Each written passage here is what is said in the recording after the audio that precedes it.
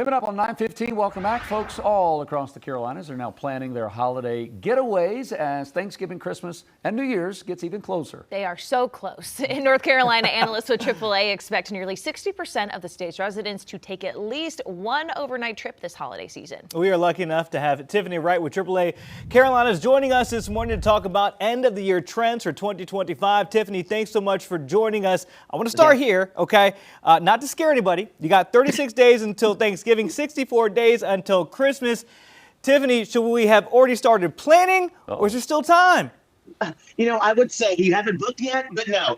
Fortunately enough, there is still time. What we've seen with the recent survey that we've done is that the majority of North Carolinians are booking their travel plans early. And that's a good thing because you want to be able to lock in that rate. You know, you want to make sure that you have the best availability depending on what your travel plans are. But I would say, you know, the good rule of thumb is to book before the end of this month. That's what we would recommend. All right, I think the busiest travel times, like the peak travel days, when we look at Thanksgiving and Christmas, what do we need to look at? What do we need to avoid?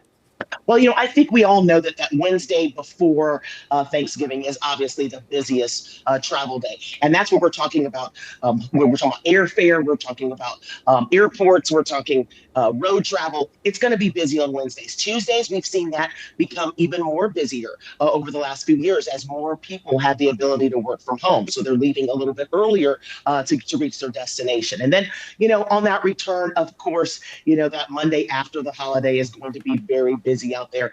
You know, the good rule of thumb is to avoid those peak travel times, avoid those rush hour times. That's when you're going to have the mix of commuters and travelers. And so it tends to be busy. But let's face it, we know in Charlotte, traffic has grown, you know, over the last few years. So we're seeing more and more congestion at kind of really odd times now. So if your travel plans allow you to leave early in the morning or later in the evening, that's going to be your best bet when we're talking about road travel. The good news is, though, if you are taking that road trip, you're probably going to be saving anywhere from 25 to 30 cents per gallon versus this time last year.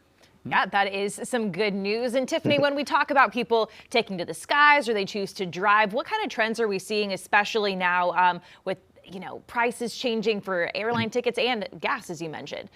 Yeah, you know, and the thing is if the summer travel season was any indicator of what we're going to see, it's going to be busy out there, right? So what we're seeing is people taking all kinds of trips. I mean, they're using any modes of transportation, from planes, trains, to automobiles. So it's going to be busy. Cruises have really just exploded. So I would say if you're looking to take a cruise, you know, to close out this holiday travel season, book now. And if you're considering taking one in 2026, book right now, because what we're seeing is availability issue. We're seeing a lot of cruises already become booked for 2026. So, you know, we're seeing a lot of people take those big bucket list items and they're not waiting around for, you know, the next shoe to drop, so to speak, you know, the next pandemic. People are trying to get in those big bucket trips now. Tiffany, I know you don't have a crystal ball in front of you, but obviously we're in the middle of a government shutdown. We've seen delays at airports. Travel insurance is something that normally I say, I'm not worried about it. But as we talk about winter storms, the possibility of how long this shutdown is going to go, is travel insurance something you might want to click just in case your plans don't go as planned? You know, I'm not even saying might. I would say your essential travel item for this holiday season should be travel insurance. I mean, look, you just said it. You can't account for those, you know, those bumps in the road, you know, those cancellations, those delays. And, you know, a lot of times people have already booked excursions. We're talking about resorts. We've seen a lot of people booking all-inclusive resorts during this holiday season. You want to make sure that you can recoup some of that money that you have already spent. You've already put down those deposits, and that's going to help you when you have travel insurance. And look, travel insurance is not a one size fits all type of product. You have to look at it, what best suits you and your family. Some people are looking for, you know, whether it comes to medical options or being able to recoup some of those losses when we talk about, you know, flights being canceled when you can't get to your destination. So yes, I would say your number one travel item this holiday season should be travel insurance. Well, Tiffany, listen, we're out of time. Next time we have this conversation, if you can help me figure out how to sync up, we've got 4 girls in our family. With my wife, that's 5 females, how to sync up bladders when taking a road trip. If you can help me figure that out, we'll talk about it. I can't help with that. Can't help with that. I'm not going there. I don't get paid enough for that. Tiffany Wright with AAA Carolinas. Hey, thanks for your insight and all the data. We looking for smooth travel this holiday. We appreciate your time.